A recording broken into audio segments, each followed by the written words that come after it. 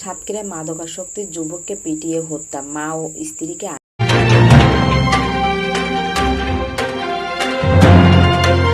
আসসালামু আলাইকুম দর্শক, সকলকে আমন্ত্রণ জানাচ্ছি বিবিআর নিউজ সংবাদে। স্টাফ রিপোর্টার মীর আব্দুল মিল্টনের পাঠানো তথ্যচিত্রে বিস্তারিত নিয়ে সাথে আছি আমি সাহারা আক্তার।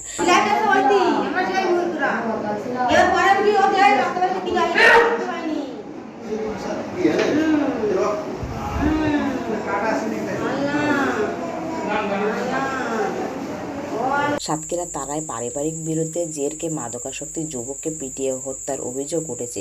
সোমবার 21শে জুলাই রাত 10টার দিকে 18 গ্রামে এ ঘটনা ঘটে। এ ঘটনায় নিহতর স্ত্রী ও মাকে আটক করেছে পুলিশ।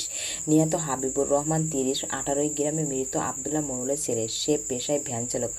প্রতিবেশীরা জানায় হাবিবুর রহমান মাদকাসক্ত ছিলেন। প্রায় নানা কারণে পরিবারের সদস্যদের সঙ্গে ঝগড়া বিবাদ করত। রাতে মোটরসাইকেলকে কিনে দেওয়ার দাবি করলে বিরোধের সূত্রপাত ঘটে। এক পর্যায়ে তার স্ত্রী শান্তা খাতুন ও মা পারুল বেগমের সঙ্গে মারামারিতে জড়ায়। এরপর আঘাত করলে অসুস্থ হয়ে পড়ে। তালা স্বাস্থ্য কমপ্লেক্সে নিয়ে গেলে চিকিৎসক মৃত ঘোষণা করে। তালা থানার ওসি মোহাম্মদ মাইনুদ্দিন জানান, নিহত শরীরে কোপের চিহ্ন রয়েছে। মোটরসাইকেল চাওয়াকে কেন্দ্র করে পারিবারিক বিরোধে এই ঘটনা ঘটেছে। আঘাতের পর তার স্ত্রী ও মা তাকে হাসপাতালে নিয়ে আসে। এই ঘটনায় নিহত মা ও স্ত্রীকে আটক করা হয়েছে। অভিযোগ পেলে আইনগত ব্যবস্থা নেওয়া হবে।